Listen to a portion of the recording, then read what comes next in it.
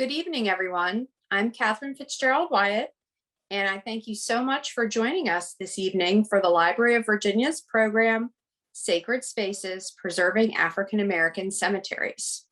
Throughout the program, please feel free to have any questions, drop them in the chat or in the Q&A box, and we will get to them towards the end of the program and hopefully answer them all. If not, please feel free to follow up with us. Before we get started, I wanted to tell you about an upcoming program next week. It's another virtual program. It's going to be Thursday, October 28th at 7 p.m. And it complements our current exhibition at the Library of Virginia, Columbia Pike. The program is called Capturing the Spirit of a Community, and it is a panel discussion with some of the primary principals who interviewed and photographed people of Columbia Pike, which has been called the most diverse zip code in America over a period of over 13 years. And the library has recently acquired those photographs. And so if you have an opportunity to stop by Richmond, I encourage you to check out the exhibition. But if not, please join us next week. I'm going to go ahead and introduce our moderator, who will then introduce the rest of the panel to you in just a minute. So Dr. Lynn Rainville is an author, speaker, and public historian who studies ordinary Virginians doing extraordinary things in the past. Since earning a PhD in anthropology and archaeology, she has spent 2 decades studying historic cemeteries, gravestones, enslaved communities, town poor farms, and Virginia's role in World War I. In 2019, Dr. Rainville arrived in Lexington as the inaugural director of institutional history and the museums at Washington and Lee University, where she is also a professor of anthropology. Thank you, Dr. Rainville. Thank you so much, Catherine. I'm thrilled to be here, and I'm honored to be with 4 of my colleagues who are so very knowledgeable on this subject. I'm going to introduce all 4 of them now, and then you'll hear from each one of them individually. And then, of course, we'll turn to your questions. So first, we have Char Macargo, who is the CEO and owner of FindingThingsforU, LLC. She retired from the federal government as a senior policy writer and researcher. She has undergraduate degrees in urban studies and African American studies, and she also holds professional certificates in genealogy, publishing, investigation, research, and paralegal.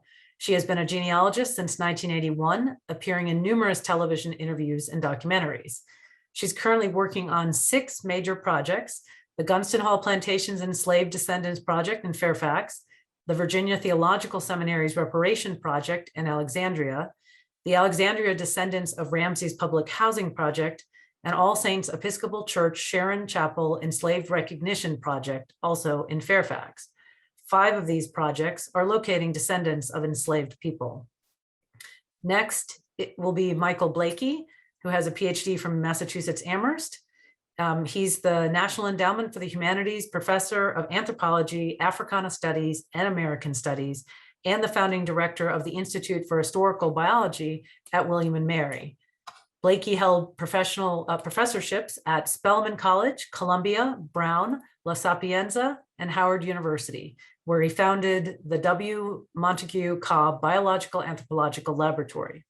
He has served as president of the Association of Black Anthropologists and a member of the editorial board of American Anthropologist and American Antiquity. Blakey represented the United States on the Council of the Fourth World Archaeological Congress in Cape Town, South Africa in 1999. He is a member of the Scholarly Advisory Committee of the National Museum of African American History and Culture at the Smithsonian Institute, where he previously held the position of Research Associate in Physical Anthropology at the National Museum of Natural History. He was Scientific Director of the New York African Burial Ground Project for 17 years, the most sophisticated bioarchaeological project in the United States. The Manhattan site became a U.S. National Monument in 2007, and he was presented the President's Award of the American Anthropological Association in 2021. Edwina St. received her BA from Barnard College and her Juris Doctor from GW Law School. After retiring from the federal government as an EEOC administrative judge in 2008, she has been working as a realtor in her native Charlottesville and enjoying her passions, which include the study of local history and genealogy. Since 2015, she has been engaged in the restoration and preservation of Charlottesville's historic African-American Daughters of Zion Cemetery. And finally, Lenora McQueen, an independent researcher and member of the descendant community of the Shockoe Hill African Burying Ground in Richmond, Virginia. Please note that Lenora will be joining us over the phone, so she's here even though you won't see her in person.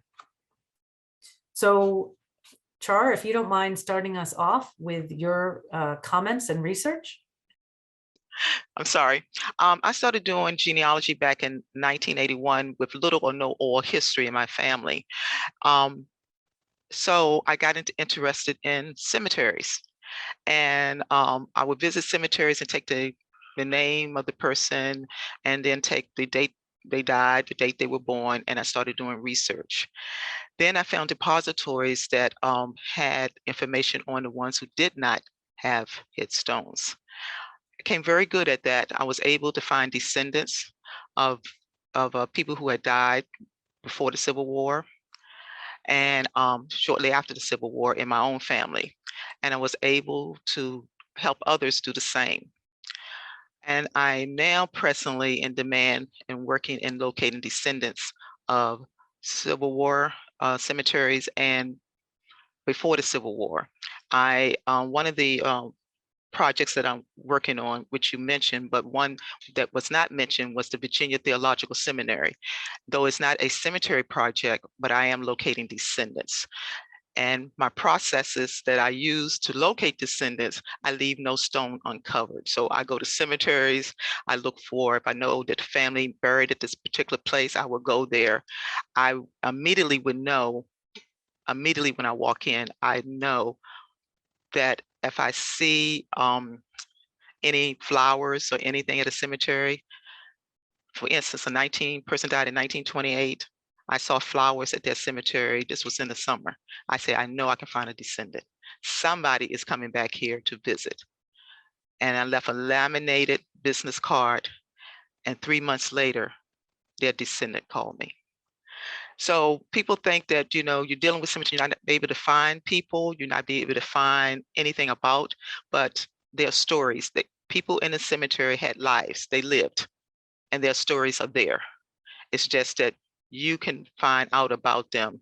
And by finding them, you can have them such a way they can petition or come back to help clean up the cemetery, to restore the cemetery, because some of them don't even know where their families are buried. They have no clue. They know they're related to this person, they have no clue.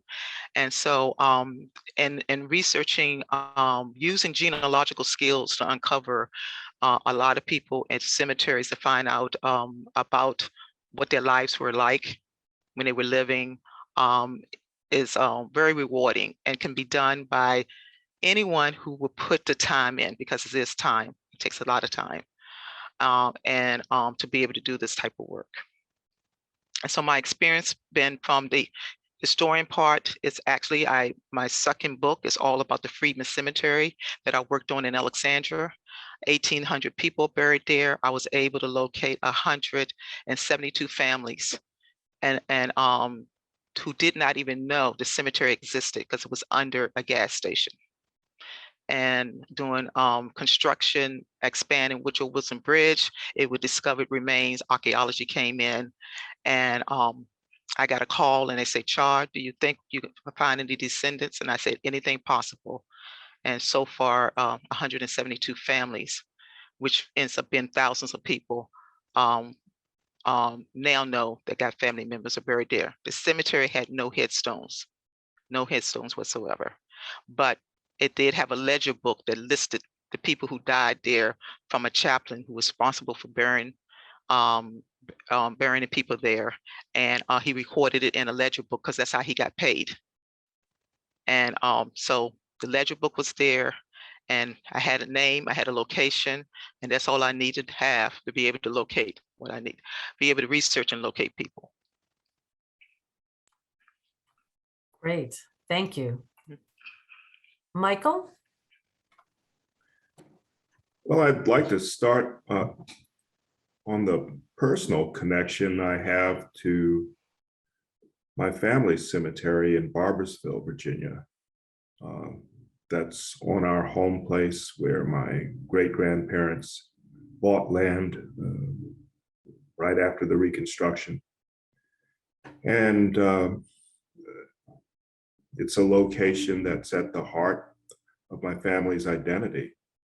And, you know, I have cousins there who care for it on a daily basis. And I, you know, try to do my part, as we all do, stretched around the country, and many of us also in the Caribbean. But that's the center. When I was in graduate school, although I often spent time with my mother's people in Delaware, some of the older people taught me about collecting Native American artifacts. This is something they did on weekends in the cornfields and the soybean fields. My mother's people are a mixed Afro-Indian people. They're called Nanaco or Moors. They're a distinct group. They had their own schools and schools that they shared with African Americans generally. That they have an interesting history, I thought, and in graduate school, I explored that history as a biocultural anthropologist by spending time in their cemeteries and recording the headstones to create it's called a historical demography. So with that, I could trace their 18th and 19th century and 20th century movements and divisions, their migrations and their life expectancies and qualities of life that are reflected in the different places they came to live for a variety of reasons. So that was a scientific, a published project, but it was my exploration of my own roots. And but at least by that time, I had come to enjoy walking in cemeteries, taking account of the headstones and the information, and imagining the people I encountered. Ultimately, I became a bioarchaeologist. I worked with Leslie Rankin Hill, J. Lawrence Angel, and others at the Smithsonian on the first large African-American skeletal population from the First African Baptist Church in Philadelphia. Just got back from Philadelphia this morning. We were dealing with some problems there having to do with unethical treatment of the collections of African-American remains. And all over the country, we are dealing with this issue finally, getting back to an issue that's been of concern to me for some time. But in the mid-'80s, we were, the First African Baptist Church was the first Smithsonian collection of remains that was studied to understand the history of African Americans in Philadelphia that was reburied. And Dr. Rankin Hill and I, along with followed the late Dr. Angel to assure that that took place at a Smithsonian that was concerned about Native Americans pressing on them at that time to insist on their rights of repatriation and reburial. At any rate, we made that happen with these African American remains, and I continued to work with Native Americans to find out what they needed and what they could teach about new ways of doing archaeology. So finally, I directed not long after that, the New York African Burial Ground Project, devised a clientage model by which we paleopathologists or other scientists, and we had an big interdisciplinary team of 30 PhDs and 200 students and other researchers at 9 labs and universities. We worked for the descendant community. We coined the term descendant community for the purpose of a clientage model in which we would work for them on questions they recommended for our research, and then with careful reburial, we both had knowledge about the people the 400 individuals of the 15,000 Africans who had been buried in Manhattan in the 18th century. we understood more about their history, their story, and reburied them and created a national monument around that sacred site. So ever since, I've been working with descendant communities. I think there are 8 on my desk right now, mostly from Virginia, trying to help in their various efforts to bring dignity to both their history and their sacred sites. Thank you. We'll now move to Edwina. Good evening. I'm Edwina St. and I'm representing the preservers of the Daughters of Zion Cemetery in Charlottesville, Virginia. The cemetery was established in 1873 by a benevolent society of African American women who purchased an approximately 2-acre lot for a burial ground as an alternative to the segregated Oakwood Cemetery that was located, or that is still located, across the street. When I first became involved, the cemetery, which is listed on both the state and national historic registers and owned by the city of Charlottesville, it was in such disrepair that it was featured on Preservation Virginia's 2016 Most Endangered Historic Places. In 2015, preservers were formed to restore and preserve the cemetery and to build on the initial research that was conducted in 2000 by Mr. Ted Delaney, a UVA undergraduate student, under the supervision of Doctors Reginald Butler and Scott Finch, and the more recent research conducted by our moderator, Dr. Lynn Rainville, in 2011. Armed with a preservation strategies plan prepared by historical landscape architect Liz Sargent in 2016, preservers requested and received an $80,000 allotment from the city of Charlottesville to restore and preserve the historic cemetery.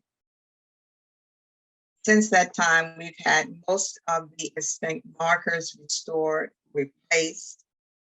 We've addressed the erosion at the cemetery. We had a fence erected where the western boundary of the cemetery abuts a residential neighborhood. And with the assistance of our project manager, local archaeologist Steve Thompson, we secured a firm, Nava Geophysics Inc., to conduct ground penetrating radar to determine the location and the extent of unmarked burials. And we owe a special debt of gratitude to the Charlottesville Parks and Rec, who keep the grounds of the cemetery looking very good, and the Charlottesville Department of Historic Resources, who erected and have since replaced the original marker, historic marker, identifying the location of the cemetery.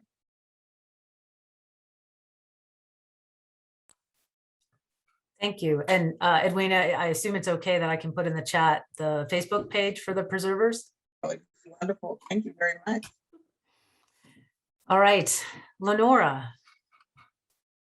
Hello, I'm Lenora McQueen, an independent researcher, genealogist, and family historian, and a descendant of people buried at the Shockoe Hill African Burying Ground in Richmond, Virginia, Richmond's second African burial ground. This burial ground was established in 1816 as a replacement for the burial ground for Negroes in Shockoe Bottom, which is now called the African Burial Ground. I've been a leading advocate for the Shockoe Hill African Burying Ground for the last 3.5 years, and a primary researcher working to recover the history of this burial ground and its full boundaries. The burial ground was made to disappear from the visible landscape long ago and was almost entirely erased from memory. Extensive research has revealed that the burial ground encompassed 31 acres of land. Upwards of 22,000 people of African descent were buried there before its closure in 1879 due to overcrowded conditions. This place is likely the largest burial ground for free people of color and the enslaved in the United States. My most recent project involves its recovery and restoration. It also seeks protection from today's threats. Historically, the Shockoe Hill African Burying Ground has suffered many abuses, from grave robbery for the medical colleges to having bones and bodies used as street fill. It has had railroad tracks erected on it, streets and a highway run through it, a gas station and billboard built upon it. Two of the current threats of this burial ground are the DC to RVA high-speed rail project and the proposed widening of I-64. Both of these projects will run through this burial ground. I am also a co-author of a recently submitted nomination for the Shockoe Hill Burying Ground Historic District, which includes the Shockoe Hill African Burying Ground. This nomination, which was submitted to the Virginia Department of Historic Resources for their review and approval, seeks inclusion to the Virginia Landmarks Register and the National Register of Historic Places. The precursor to this nomination, the Preliminary Information Form, or PIF, was submitted to DHR last year. It received the unanimous approval of the State Review Board and paved the way for the writing of the nomination. The approval made it possible for the reopening of Section 106 for the National Historic Preservation Act. In regards to the DC to RVA high-speed rail project. This project is receiving federal funding. Section 106 requires that each federal agency identify and assess the effects its actions may have on historic properties. Under Section 106, each federal agency must consider public views and concerns about historic preservation issues when making final project decisions. It is my hope that many of you who are listening will consider becoming involved in the process and take a stand in support of the Shockoe Hill African Burying Ground. One way you can support the burial ground is to write a letter of support for the nomination to the Department of Historic Resources. Another way is to participate in public meetings once they become available. Recent advocacy has resulted in a few successes for the burial ground. A small portion of the original burying ground, located at 1305 North 5th Street, was reclaimed in 2021 by the City of Richmond, after first being saved from a delinquent tax sale in 2018. This property is 1.3 acres of the original 2-acre burial ground, which first appeared on an 1816 map as the burying ground for free people of color and the burying ground for Negroes. Additionally, an historic highway marker was sought for the site in 2021. The Department of Historic Resources sponsored the nomination, which received full approval of the Virginia Board of Historic Resources. The historic highway marker is expected to be installed in 2022. Also in 2021, the Shockoe Hill African Burying Ground was added to Preservation Virginia's list of most endangered places. The nomination has been made available for review on the Richmond Cemeteries website, if any of you would like to review it. Thank you, Lenora. So we have questions from the audience and other questions that have been gathered in advance. And I'll ask the questions, and I won't call on each of the panelists, and nor do each of the panelists have to answer each one, but I know that you have lots of other suggestions for perhaps our audience members who also are either searching for the cemeteries of their ancestors or have located them and are trying to figure out how to preserve and protect these sites from some of the forces that Lenora outlined. So I guess the first question, just in terms of the additional background, is how you got involved in researching African-American cemeteries. Actually, Lenora, can I ask you that question? Only to say that because it'll be hard because we can't see you to do a gesture. I got involved with the Shockoe Hill African Burying Ground, the research and the preservation efforts through genealogy. I was researching my 4th grade enslaved grandmother and had received some information that led me to believe that she may have been taken to Richmond, Virginia, in about 1853. And I was able to follow up on this information finally and make a trip to Richmond and did 3 days worth of research, and I found her. She spent her last few years of life in Richmond, and she died there in 1857. Upon learning this, I did some research to find out where she would have been buried. That led me to this burial ground. Upon arriving at the destination to view the burial ground, what I found was something that looked nothing like a burial ground. Gas station, highway, billboard, streets running through, railroad tracks. Um, it and then the very next day, I was at the symposium at UVA on slavery and learned that this burial ground had been a main target of the illegal cadaver trade, supplying bodies for medical students. This horrified me. I learned of the outcome of my fourth great grandmother's life in Richmond, that she died there, and then where she would have been buried. But the very next day, I learned that her body may have been stolen. Her grave may have been robbed. I don't know that it was, but it very well could have been. And it was a horrifying piece of information. But all of this information made it necessary for me to learn more about this burial ground, to try to recover its history and to make it known, and to bring honor and remembrance to the people who are buried there. So I've been advocating for it and researching it ever since.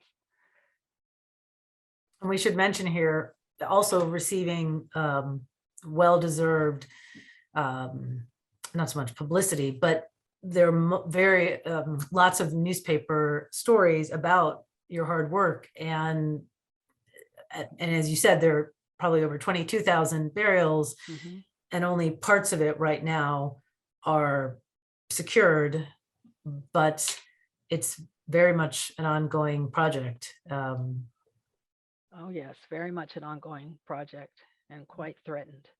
Right. Char, following up on the genealogical interest, in terms of your own involvement in preserving and researching these cemeteries? Yes, when I worked on the Freedman Cemetery, first I joined a friends group, and back in the 1990s, it was discovered that it was a cemetery there. No one knew, even the city of Alexandria. They were widening Woodrow Wilson Bridge, and they needed to disturb the area above the bridge, which was a gas station and a business office. So they, the city bought out that gas station, bought out the business office, and they normally in Alexandria, they have a very good archaeology team. For anything that they really get ready to destroy, they go in and do archaeology dig, and there they found remains. They went back to the maps prior to the cemetery, prior to the gas station being built, and they saw nothing on the map to say it was a cemetery. They had to go back to the Civil War maps to find out it was a cemetery there. It was owned by by Francis, I think, L. Smith. And at the time the Civil War started, it was his land. And when the Civil War started, he fled. And they needed a place to bury people because they were dying, dropping dead, coming across the into Alexandria, because Alexandria was under the Union control. And so they confiscated his land and they started burying people on that land. And so once they discovered that it was remains there, immediately a group of people got together and started a friends group, and I joined them. And so for that process, we wanted to bring awareness to the African-American community, because there were African-American, it was African-American Freedmen and Contraband Cemetery. And we were able to get a historical sign there. We were able to work with the city worked with the developers, set aside $2 million for a memorial after they finished their construction in honor of these people who were buried there. Once we did that and the city took over, kind of disband, because that was our main goal. And so that was in 1997. And then I get a call in 2008 asking me whether it was possible to find descendants. They were still doing the construction and we're getting ready to start thinking about the memorial. And I said, you know, anything is possible. So what happened is that I took on that project. I was born and raised in Alexandria, so I knew many of the African-American institutions. And that's the thing about when you're doing genealogical research or any type of research, you know, you need to know the lay of the land. You need to know the population that you are researching. You need to know all that civic groups. You need to know, you have to have connections in that community. Otherwise, you're going to get what we call a book story of how things were instead of actually how it was. And so I had some of that connection, but my family, my parents migrated to Alexandria. And so when people found out my maiden name is Macargo, they said, I don't know no Macargos. I said, oh my God, I have to now break the ice with them. So I started calling my friends that I went to high school with. Can you talk to your mother, call so-and-so and vouch for me that they know that I am a homegirl, because the African Americans would not talk to me unless you're a homegirl, you know? So anyway, so once we got that settled, now I'm a homegirl, I can do the research. So what happened is that once I started the research, then I identified the early churches at the time that the cemetery was active. And that's very important. You're looking at the period of time. So you're putting yourself in that period of time where you must look at it from that lens and not look at the lens that you're looking at now. So I go back in time, I identify all the African-American churches that were in session at that time. And that's where I was able to pick off my descendants. I knew that Gladwin, who was the chaplain who buried the people there, had listed the deceased people in a ledger books, so he can get paid. I was able to get Wesley Pippenshire, another genealogist, had compiled that, had abstracted that information and put it in a book. So I got a copy of that. I looked at those names. I went to school with some of the people who had those surnames, especially the unusual surnames. I contacted the churches. Did you ever have any Draytons here? No. Called the next church, the Draytons. Once I found out what was their religion, whether they were Baptist, Catholic, or Methodist, or Episcopalian, I had it. And I just build on that and build on that. It took me 3 days to find most descendants, 3 days for each descendant, because I had a method that I used, and it was like boom, boom, boom, boom, boom, boom, you know, and I was working a full-time job and working on that full-time as well. So what happened is that once we were able to find the descendants, they had a chance to participate in what the memorial would look like. And it's a beautiful, if you have a chance, when you come to Alexandria, it's on Washington and Church Street, and it's a memorial cemetery. And also we have a list of names of the deceased people that I found their descendants for, and we have a little something like a little metal piece by their name that let you know that we found their descendants. When the city of Alexandria honored the descendants and the deceased, they gave a week-long event for them. And they flew in from California, New Jersey. I think somebody came in from Alaska.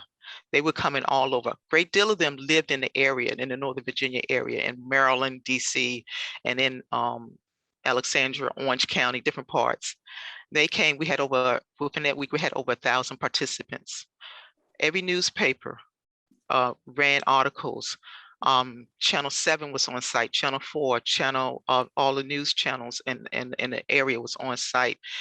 The stories picked up AP. It was published in Washington State. We heard from people wanted to know more from Washington State. It was a journey that I was glad I was part of, and it was to see people crying. I mean, crying, what, 200 years later, your ancestor, and they're getting ready, this is the first time they get able to moan. And then the stories in genealogy, depending on how you do your genealogy, you can give them a story. I read over 2,000 newspaper articles preparing myself for the event, because I actually had to put myself in that period of time. I had to feel what they felt. Horrible stories. People were coming into Alexandria. Soon as they landed on Union soil, they collapsed, some of them, and died. They didn't have money to even bury their deceased people. Stories of somebody dying and nobody had even a cloth to cover the body. I mean, sad stories, and how people came by the railroad tracks from Frederick, Virginia, from, most of the people who came into Alexandria during that time, through the process of genealogy, I was able to tell you where they came from. Their family members never knew. They thought they'd been in Alexandria forever. I said, how long your family been in Alexandria? Oh, we've been here for forever. Well, forever most likely ended up being 4 to 5 generations, depending on how old they are. And many of them came from Fauquier County, Prince William County, Richmond, Virginia. We had some from North Carolina, had one person who came during the Civil War from Massachusetts, last name Drayton. I'm familiar with the Draytons in South Carolina. So I thought that was strange. I could not confirm whether he was in the military, but he came. I said, why would he come south during the Civil War, So, but anyway, you get to learn the history. You get to know that the communities are very important in knowing how the communities interact. And doing cemetery research, or researching people, or researching the cemetery, it's so many disciplines that come involved. You have a richer understanding when you're dealing with archaeology. You have a richer understanding when you're dealing with the sociologists. You have a richer understanding when you're dealing with the historians. All of these play in to be able to tell the story. And everybody has a story to tell, and even deceased people have a story to tell. Of course. And with that mention of archaeology and anthropology, Michael, can we turn to you you explained part of your original research, but other thoughts on how you got involved? Yes, well, I've been thinking about that while we've been talking, and I think much of this interest that has sustained me until now formulated in the late 60s, when I was involved with the Black consciousness movement. I headed the Black Student Union in my high school in DC. We were working to, and didn't create a curriculum in my Coolidge High School, in which we had Black studies. I took 2 semesters of Kiswahili. We had it only lasted for a while, and they took it back.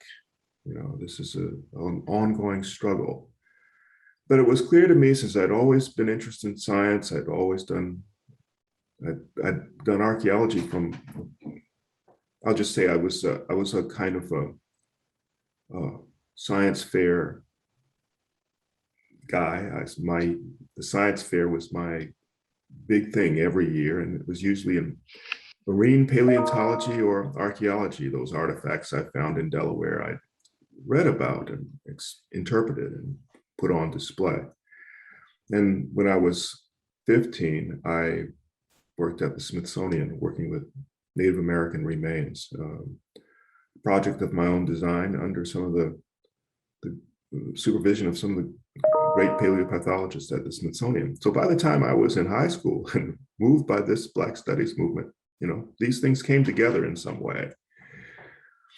And what I could see was that archaeology and biological archaeology, which is what I do, allows one to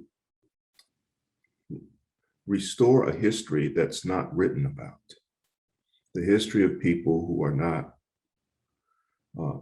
in the written record, or as it comes to African Americans, where the written record is being created by slaveholders who are writing about those enslaved Africans as though they are property. I mean, this is something you see over and over again.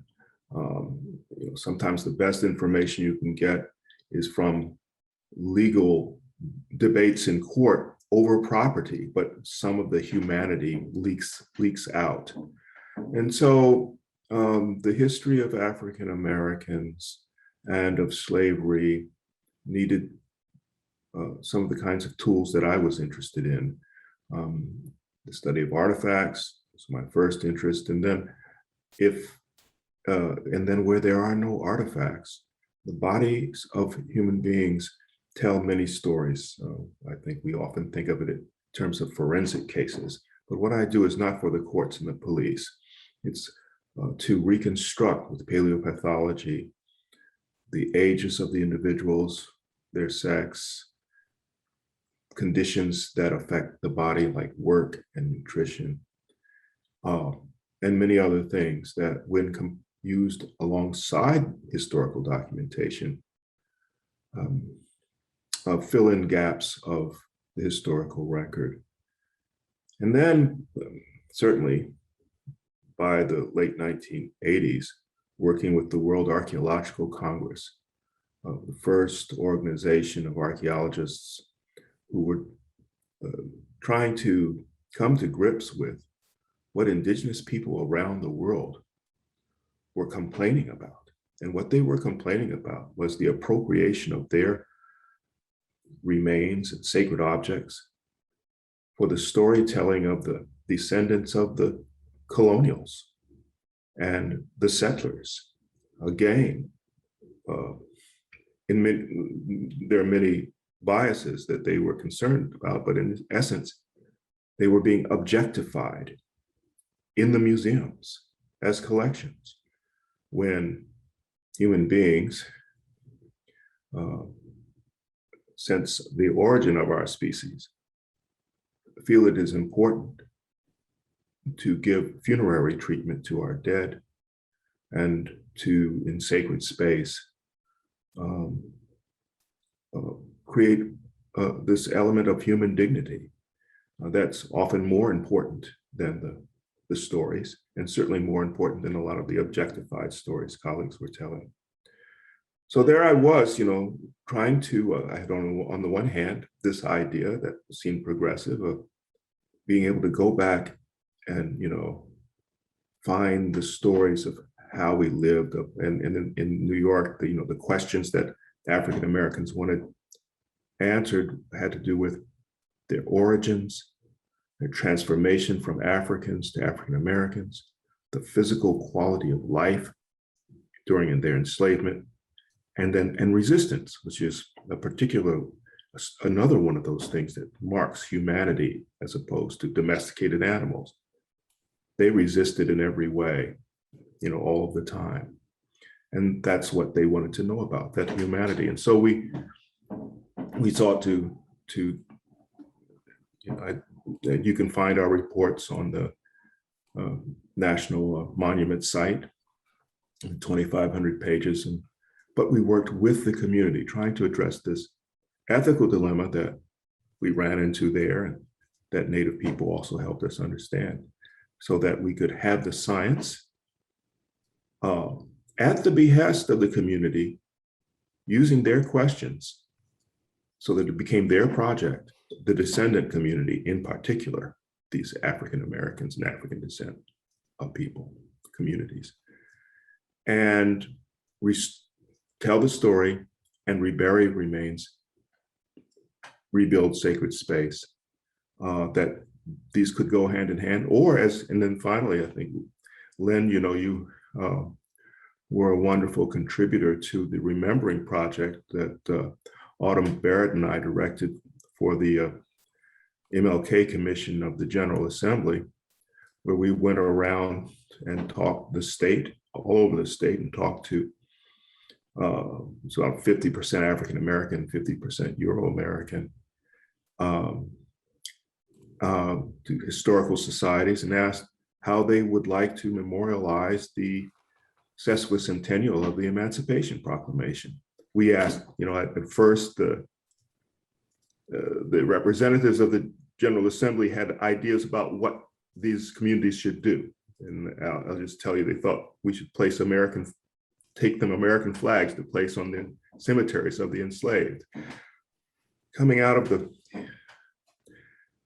experiences I've been describing, our first response was, no, you don't know what people want to do to memorialize their dead. Let's ask them. And so we went around the state and we asked them. And we ended up with many forums. They wanted to talk about resistance. They wanted to talk about aspects of that history. And so we helped. We did no excavation. There was no bioarchaeology. And one way I think of that is that in the kind of informed consent that our approach takes, where we work for communities, communities must be in a position to say, no, we don't want bioarchaeology. We just want our religious practitioners to carefully bury our dead. Or as in this case, we want to have conferences and discussions about the past and the present to mark that moment. And so this kind of gave us another, we were not really looking, weren't looking to do any bioarchaeology, but it gave us, experience in doing something else for communities. But I think of it as, something else one does when communities say, no, that's not what we want to do. We want to do something else. Absolutely. Thank you. And Edwina, if you can, and then we'll turn to, we have all sorts of wonderful questions in the chat. Your origin story for getting involved in this sort of research. Okay. When I returned to my hometown in Charlottesville in 2002, having been away for several years, many years, as a way of reacquainting myself with the city, I applied and was selected for leadership Charlottesville program that is designed to build a core of civic leaders who are interested in making a difference in the community. As part of that program, I applied and was selected for the Charlottesville Historic Resources Committee. And one of the projects we undertook was to erect historic markers at each of the 3 city-owned cemeteries, one being the Daughters of Zion Cemetery. At that time, I had no idea that I had so many relatives buried at that particular cemetery, including my mother's younger sister. Also, through my association with another group that I joined, the Central Virginia History Researchers, that was then under the leadership of Monticello historian Cinder Stanton, I became interested in, some may say addicted to, saving or restoring African American cemeteries. Yeah, thank you. Sorry, the panelists will find out afterwards, as you're mentioning things, I'm trying to put in links to some of the projects that you're talking about. So why don't we have many questions from the audience. So first, the person who asked about the name of the cemetery that Char researched in Virginia, am I correct? Char, I think I posted a link to it, but. It's the Freeman and Contraband Cemetery, Alexandra Freeman and Contraband Cemetery. Great. Thank you. And then Char, on the same theme, the book that you wrote about this? Yes, they can put my name into Amazon. I'm getting old now, so I can't remember Holly. But it's about the Freeman and Contraband Cemetery. And in their book, basically, I walk the reader through my research process and how I located each family. And so the families that I think I put 160 something of the families there in there. This is the Arcadia book, right? Alexandria's Freeman. Yeah, History Press was the time. It was History Press, yes. History Press, right? Okay, so I just added that link. So Michael, someone was asking about the name of the work that you referenced for your mother, the work that you did on your mother's family in Delaware, because the questioner says that their family is from Sussex County, Delaware, and they spent weekends walking in the fields, especially after rains and new plowing, looking for Native American artifacts. Is that your work available? Yes, it is. And Sussex County is sort of an origin county for the Nanticoke. That's where my mother was born, but she spent most of her life prior to going to Delaware State and being married with my father in DC in Kent County, which is in the center of the state. And many of them moved to that area and and there are interesting sort of degrees to which they integrated an African-American community or remained separate in order to maintain their Indian identity. So I was very interested in how, I guess we'd call it structural racism today, the changes, because these are people of, we would call it marginal identity. Some of their individuals passed for white, which created disruption of their continued relationship with their community. Others went to AME churches and participated and were African-American acculturated, like my mother. Some of them were, so they had different options. Some had to remain on their family farms in order to remain Indian because of the segregated institutions, that if they went to high school, they'd go to the Booker T. Washington High School and they would lose their Indian identity. They would become Black. That's a decision they had to make. There was a dilemma. And all these things, or they could have access to, say, Delaware State College and then become as we know, in the sort of internalization of racism of white supremacy within our community, have the advantages of being a light-skinned African-American in negotiating, again, various aspects of white supremacy. And there were differences in life expectancy, infant mortality, and so on in those various segments of the community that adjusted in those different ways. So it was an exploration of racism in the biological effects of it on my mother's community. I'm trying to remember, I know that the date, it's published in the American Journal of Physical Anthropology, which is the flagship journal of physical anthropology, in 1988. And it's got Nanticoke Moor in its title. I guess it's been a long time, but I can tell you this, that one of the things I did, because some of the they're in the first anthropological publications. I think Brinton in 1899 writes about them and others. And there's often the anthropologists would go after the Indian community in Sussex who are identified as Indian, who often, as happens sometimes among Virginia Indians, reject their cousins. They say, well, we don't know those people in the AME church. They're all cousins. And the anthropologists like that because people like Frank Speck, who studied them, they were looking for real Indians.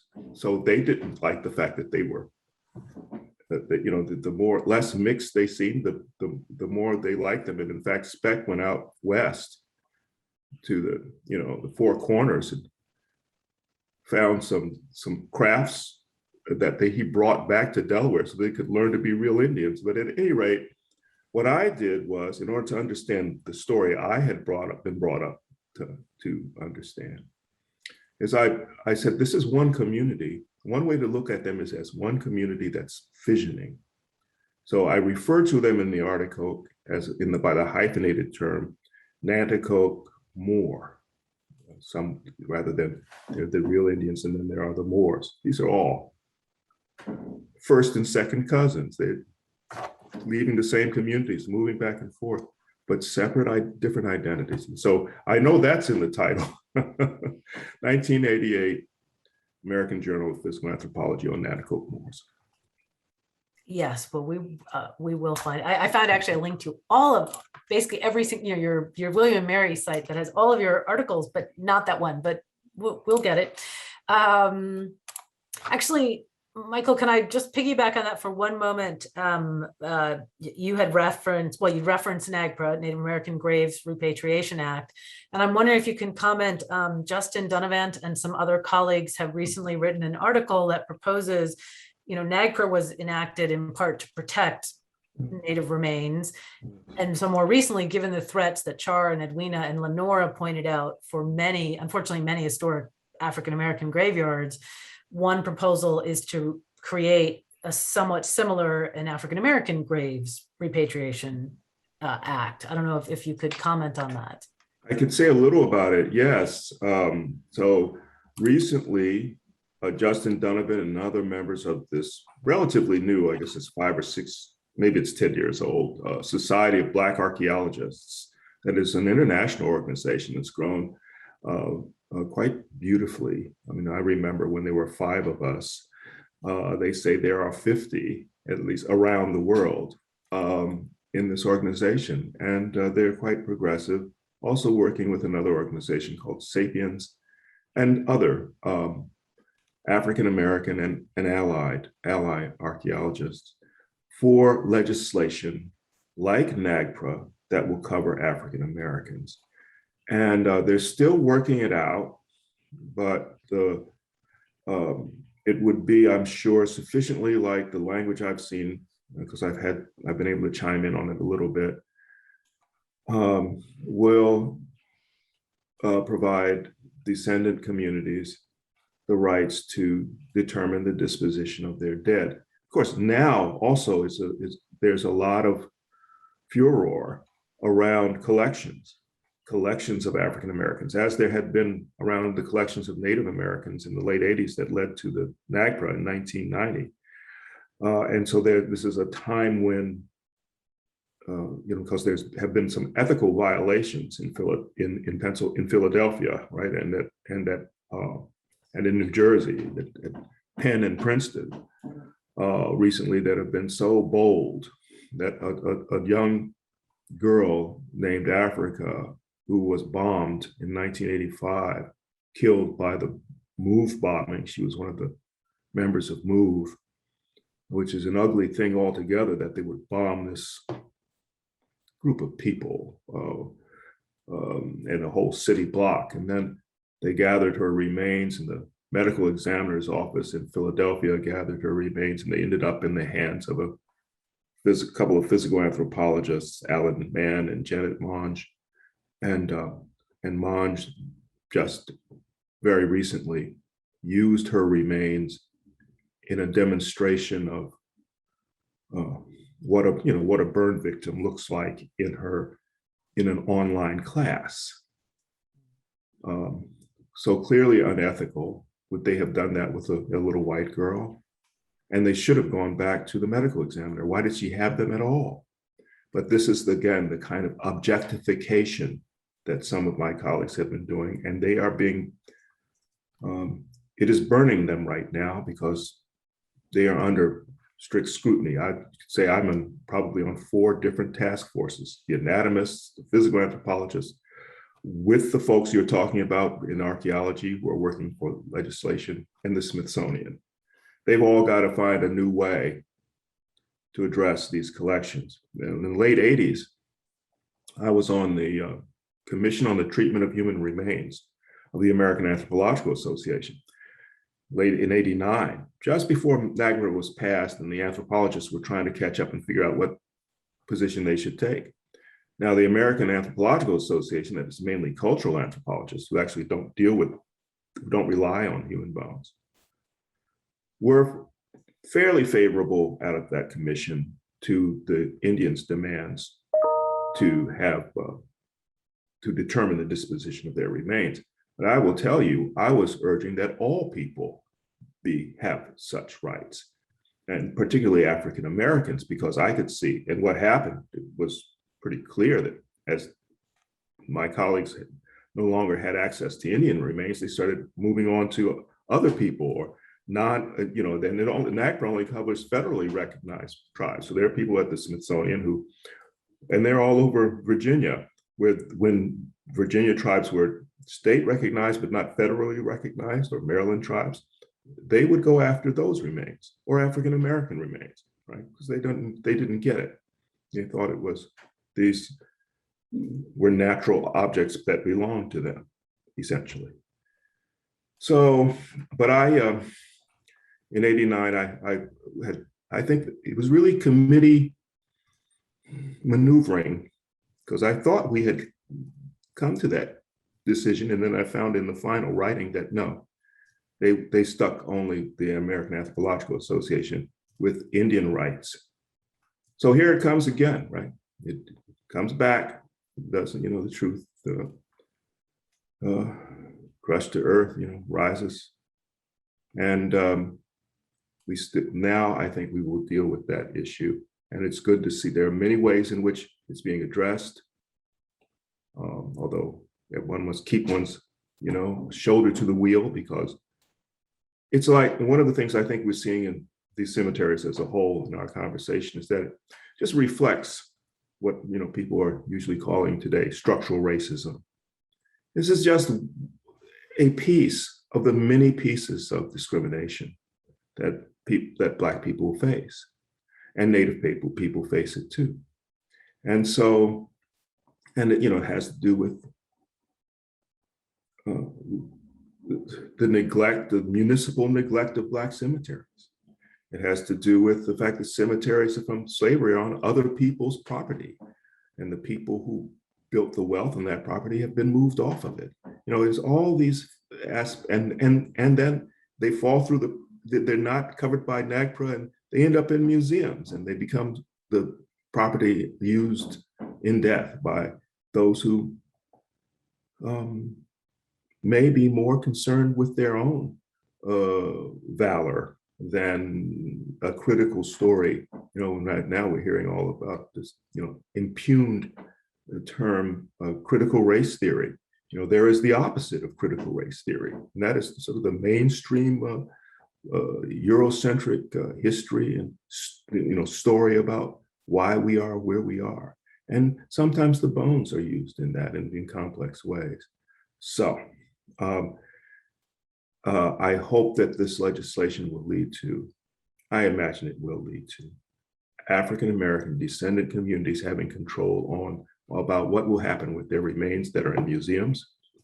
The East Marshall Street well is an example of how, through our clientage model from the African burial ground, because we advised VCU about this, and they've been very good about it, that the community, these were cadavers used as cadavers by the Medical College of Virginia in the late 19th century, but they were robbed from graves, were robbed from Black graves. And so the city and the state turned the other way while white anatomists were being trained on Black bodies illegally obtained, and then dumped them in a dry well to keep it quiet. That's structural racism. May I interrupt for just one moment? I just Yeah, want I just one thing I just want to say, but I was getting to the point that it's that what we've seen is that now they have returned them from the Smithsonian. Those bones ended up going to the Smithsonian after the well was discovered by archaeologists, and so that's the kind of thing, to retrieve them, to repatriate them, that is underway now. Yes, Ms. McQueen, I'm sorry to delay. No, I apologize. The only thing that I wanted to add to what you were saying, because you were in the moment of talking about it, is that those remains at the Marshall Street well, East Marshall Street well, many of them would have come from the Shockoe Hill African Burying Ground. They would have been robbed from that place. Indeed. But Lenora, can I ask, take this moment to add, there's another question from one of our audience members, which is nominations to the National Register of Historic Places do not automatically save a historic property from destruction. And so the questioner's question is, what are you doing to keep cemeteries from being destroyed, or are they just planning to mitigate for the adverse effects to the cemetery? You're of course kind of in the middle of this, but I'm wondering if you could speak a little bit more about your efforts to protect, I mean, almost acre by acre, this 31-acre site. Yeah, I am in the middle of it, and I'm sure it would be their desire to mitigate. I don't know what I can truly do, except that I will keep pushing and keep trying. I've written the governor, I've written the mayor, I've written the president, I've written anybody and everybody I can think of, and will keep doing so. And if there are any suggestions, I would be happy to receive them. Edwina, can you talk about the process of getting the Daughters of Zion onto the National and State Historic Registers? I'm going to toss that back to you, Lynn, since you actually got the cemetery on the National Register. Well, I did it with the help of many colleagues. But what I would really say to this questioner is that it is 100% correct. Some people falsely think that if something is on the register, it's automatically has super duper special protection. It helps, and it helps, to Lenora's point, if you're trying to get a community to, so like if a site is threatened and it's on the register, sometimes that can be an extra step in getting other people to support you, because in my experience working on historic African American cemeteries, unfortunately, through whether it's eminent domain, I mean, there are so many ways that different forces can take the land. And to Michael's point, there's so much baked in systemic racism to how land is allocated. I mean, I'm from Chicago, and so where did they put, the interstate highways in the 50s? They went right through historic Black neighborhoods. Charlottesville, Virginia, they didn't even have a plan for what they were going to do, and yet they raised an historic Black neighborhood at Vinegar Hill. So this racism permeates these sacred spots, and the National Register is not it can help, but it doesn't always stop the destruction. But that sometimes even the process of putting something on the register and doing the research, to Char's point, if you've located 172 families, that's a very powerful, to go from all these unmarked graves to being able to call on 172 different families. Unfortunately, in the case of that site, much of the damage to the above ground remains, the above ground stones had already occurred. Am I correct, Char? Of the 1,800 burials, were there standing gravestones? There were no headstones, and it was what happened is that the gas tanks had interfered with so many of the remains. They had to take the gas tanks out, but they decided, once they identified that it was remains there, and we located the documentation of the people who were buried there, the archaeology and the others decided to keep them buried. Now, and what happened is that make it a memorial place. And some of them are even buried in the street underneath the asphalt, and they decided not to disturb that, Washington Street, which is a very, very busy street in Northern Virginia, in Alexandria. So the cemetery that we identify as a cemetery, it goes far beyond that into the road or whatever. But they decided to let it stay, not dig it up. And they decided in the cemetery not to dig up the remains. Once they identified and they reinterred them there, they decided to make it a memorial, and it's a very beautiful memorial. The descendants participate in making it known what kind of statue they wanted. Wasn't not always their first pick, but they used to got a statue there. It has a wall there with the names of the people who are buried there, and then the ones who I found descendants for is identified. The ones who have descendants have been found. When these descendants come back to Alexandria to visit, that's their number one place they stop to pay homage to their family members. So it's a tourist attraction and for the city, and it's just been put on the, what is it? I think it just made it to the National Trust historical list. So that's something that it just recently happened this summer. They had a little ceremony for that. Can I ask, there was a question from which you just answered partially in your site, but another question that was posed was, how do we memorialize those who don't have descendants? Their lives were so important too. Who can offer their story and be sure they are not forgotten? I'm not sure if any of the panel.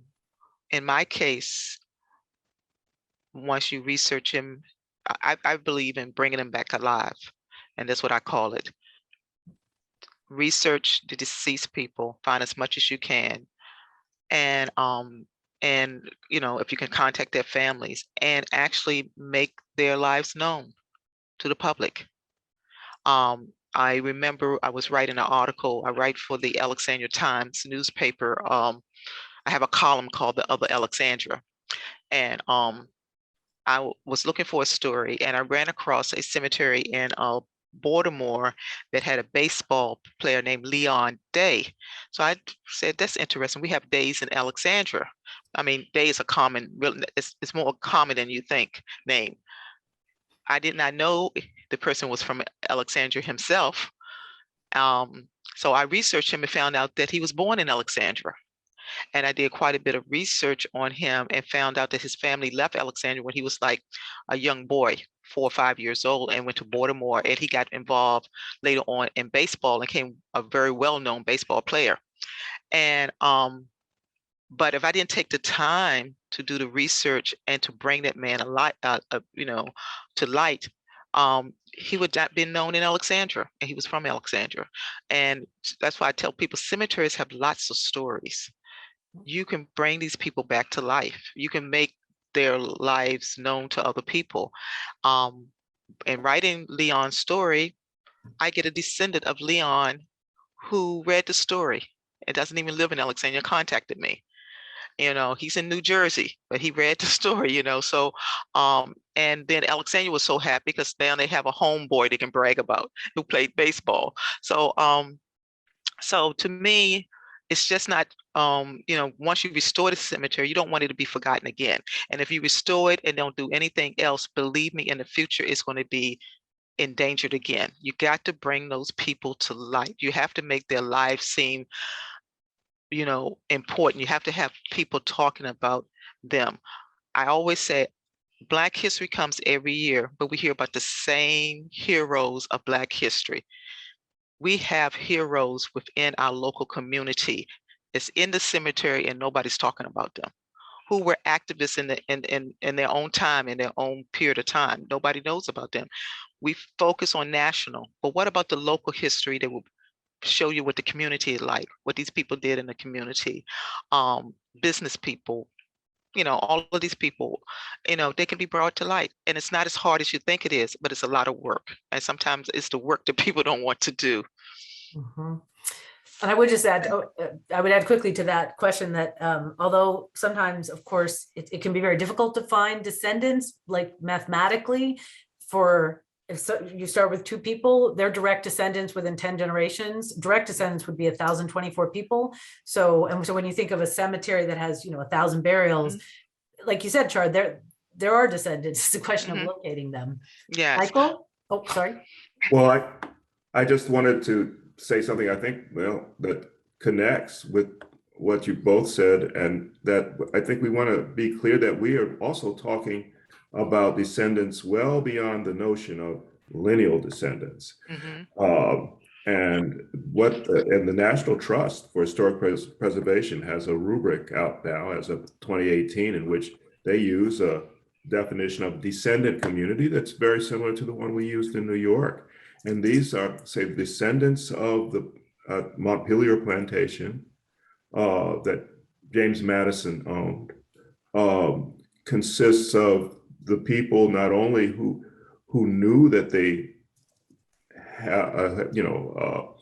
they had ancestors buried on that place, but others who were in the area, who were on that or related plantations, because this was one community of enslaved people moving back and forth between these different plantations, working and marrying and whatever, and living lives. And so if you add that definition of that large neighborhood, anybody in that neighborhood, any African American, because I don't think you'll find any European Americans who are descendants of the enslaved. These are descendants of the enslaved in that area, and they have to also care about it. So they stand up, they identify with the cemetery there, so that they will, and even the story, because they're the trust's rubric on engaging descendant communities for the interpretation of slavery at historic sites and museums is about having descendants not just determine the disposition of the cemetery, but all things at Montpelier, the telling the story of Montpelier, the museum exhibitions there, and really right down to benefiting from whatever revenue come from Montpelier. They are right now, as descendant communities, struggling, and they must struggle, unfortunately, against the entrenched racism, quite frankly, on its board. But they have the National Trust's backing in this rubric, struggling to have structural parity, which means 50% of the board will consist of descendant community. But it's this community. I think in the East Marshall Street well, they did a good job of providing opportunity for people to come forward, to have conversations about how those bodies ended up in the well, what the history was around it, as Richmonders mainly, over a period of time, came to know each other around that issue and identified their own leadership as a descendant community. That then, whether they, and I don't think any of that family representative council, that's what they call their descendant community, I don't think any of them knows that they have that one of their lineal ancestors was thrown into the well. But they have stood up as family would for those, because the question was those who were relationships, specific familial relationship is unknown to as it bears on living populations, but they are part of a social community. And this is very much like in NAGPRA, the definition of those who can determine the disposition of remains are called a culturally affiliated group. And there it's simpler because Native Americans have a tribal council. So once you know these remains are associated with a particular tribe, then the tribal council is already selected as the deciders. But so for African Americans, what we've seen so far is that these descendant communities that are defined in the ways I described have to assemble themselves. And then, as they did around the East Marshall Street well, require the Smithsonian to bring back the bones, right, and decide on a proper memorialization, which they're in the process of doing now to restore, I think, Char, to restore dignity and the history of that place. Yes. Say. Char, did you have your hand raised? Yes, I wanted to add something to that. As not everybody does their genealogical research the same way, depending on what disciplines that we bring to the genealogy. But I had a woman who was in about 97 years old, and she's deceased now. It was about maybe 2 decades ago, and she told me that within a 150-mile radius in a rural area, you will find everybody is related, because people meet their spouses at church, they meet them in the field, in the tobacco field, they meet them, within the community and at the school they attended. And so that was valuable to me because I do cluster genealogical research as well as the neighborhood. And most all of my genealogical research, I can tell you who lived in the neighborhood, what they did. And when I'm looking for descendants, sometimes I get the best stories from the neighbors who live next door, or from the in-laws who would love to put it to their in-laws and tell me all of the secrets they know. So it's like a family. And and Michael, you probably know this, when people come from the South, it's like everybody knows everybody. If a child goes out and does something, everybody's going to, holler their child, get straight their child out. But when they moved north, they kept some of those cultural differences for at least some time. And so usually you'll find out when you're doing, like, for instance, you're looking for a cemetery and it's no longer existing. I was in Halifax County, and I was told that where the tobacco was grown, at one time it used to be a cemetery there. So I said, what did they do? Did they remove the remains? They said, no. I said, how old was the cemetery? They said, oh, it goes way back before the Civil War. They said they took the headstones away. they said, so that's why I don't smoke that tobacco over there, because I know that it's on top of a cemetery. And so some people know these stories, and it was passed down to them. Even though they might not be related to the people who are buried there, they were neighbors or in-laws, or, you know, I have cousins who married cousins and stuff like that. So the community speaks Right. for the people who are deceased. Yes. So we have about 10 minutes, and Edwina, I see your hand, so I'm going to go to you, and then we have so many questions. I'm going to actually rattle off some questions here, and if folks can give just like a 2-sentence answer to them. But first, Edwina, your question. Just wanted to note that at the Daughters of Zion Cemetery, we have been using the Facebook page to tell the stories of the people that are buried there, and also a website now that we have. And we're finding that most all of the people buried there are related to each other. And it's because it's a small community, as was mentioned. And so I ask you to please take a look at the our Facebook page and our website, and you'll see some of the stories that we have uncovered. We basically use the newspapers like the Richmond Planet and Colored American and New York Age, and we're fortunate enough that some of the correspondents in those newspapers actually lived in Charlottesville. So they wrote about the different organizations that people belong to, the churches. So we can basically put the whole society back together and tell that story. Right. So we have other people asking along these lines about how you partner with people. And so one question is, what are some positive best practices for descendant communities to work with foundations that own these sacred spaces? If any of you have experience with that.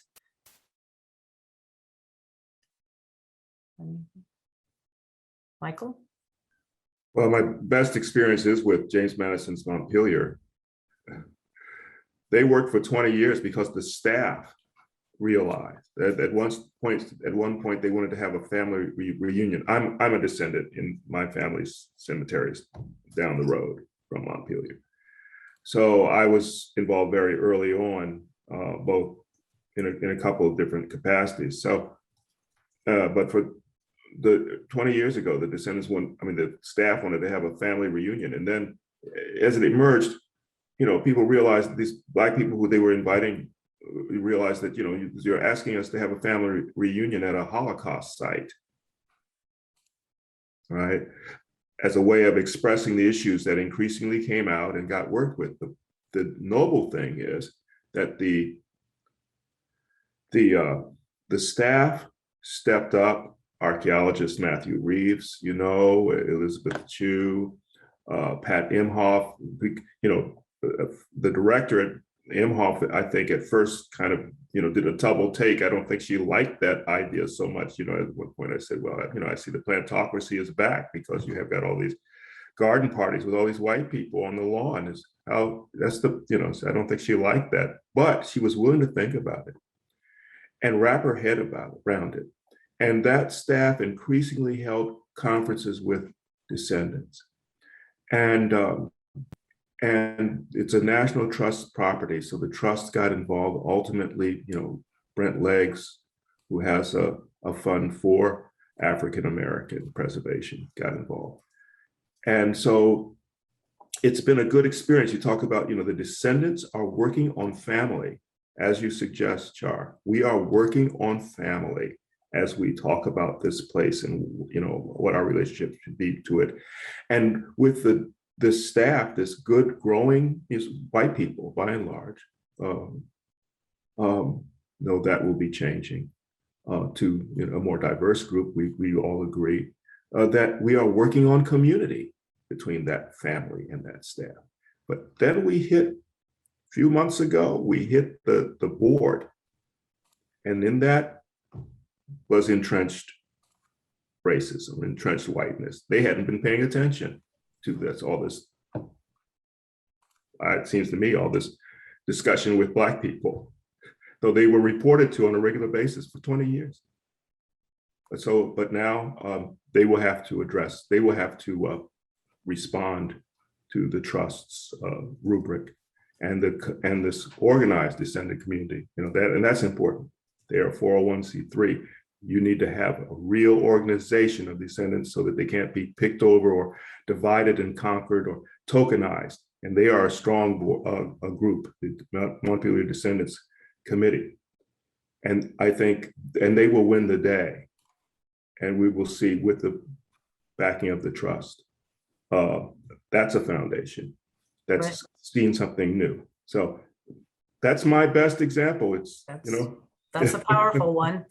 So we have about 3 minutes, and I will pick the last question, but ask each one of you to answer it because it's a great way to end this. The question is, for those, in this case, it's for those living in small rural communities, but I would do it more broadly. What would you suggest people do to preserve African-American cemeteries, especially for those with limited funds? So Lenore, if we could start with you, one thing that you recommend people do. Recording the cemetery with DHR. Okay, so submitting, right, and to clarify the 2 steps, you mean recording it as a historic site in their VCRIS database and potentially submitting a nomination to be on the state and or national register? Well, that, but I mean literally contacting DHR to let them know that the cemetery is there so they can record, it can be recorded in their records as an existing cemetery. Right. Yeah, and that's called VCRIS is their statewide database, which would help. Again, it's not a sure thing, but it helps if people are trying to develop land. Michael, something folks can do. I would just say, use it as much as possible. Press on being there. Take care of it. Have it involved in family conversations. Have it, make it part of real life. Absolutely. Char? If one can start a friends group to save the cemetery, and that's what we did in Alexandria. And what happened, we were able to get communities involved. We constantly were talking to the newspaper. We constantly were going to city council. We were really beating on the pots and making everybody aware that this is a cemetery that needs to be saved. And we were so much in the paper that we almost had our little regular column every week because somebody was reporting on this, somebody was saying this, and then try to be able to get a historical marker for it. But you have to do the research to make sure, because that you have your facts right, and then try to find some family members that connect there, because what happened is that these are not just dead people. Now we got the living people who have people who are living there, and but bring awareness to it and keep it out there, and you'll get you'll get people to start to understand your cause. And then if you need to raise funds, do crowdsourcing, or to raise funds, write your mayor, or your the governor, and see can money is appropriated for that. Get volunteers to come clean it up. If headstones are laying on the ground, see can they get them situated so they can stand up to look like a cemetery instead of a wasteland. So I think it's a lot of work, but you got some people who are looking for a project, and why anything better to be able to work on a project for, and trying to restore a cemetery. Absolutely. And Edwina? Finally, yes, I would say just to make sure you let people know that the cemetery exists, like Char says, just get the word out, keep talking about it, publicize it as much as possible, and people are interested in finding their folks. So just put the word out. And I'll add one last thing to tie together what each of you said. Don't forget the importance of rituals, of whether it's going for your family. I know at the Daughters of Zion, you host each year the Decoration Day, the Memorial Day, laying flowers, saying poetry. They did a lovely job at UVA years ago with the formerly segregated cemetery that they wanted to reconsecrate, remember. So, and as Michael said earlier, go. And as some of the other questions have been, obviously, I think it's quite clear that I am not a direct descendant of these communities, and I'm from Chicago, I'm not from Virginia, but these sites are so powerful and meaningful, and this is a way to learn about all of American history. So yes, please, if nothing else, everyone go visit a local historic African-American cemetery, and I assure you, you will learn something. And maybe you will also need to help protect it. So I just want to thank everyone. We're at our time. I mean, I have learned so much, and this has been recorded. So I know people have been asking in the comments that we will be able to, even though you are not able to directly download the chat, it will be preserved. And I think I'm going to turn it over to Catherine for a moment. Yes, thank you all so much. This was just truly inspiring. Thank you. Thank you.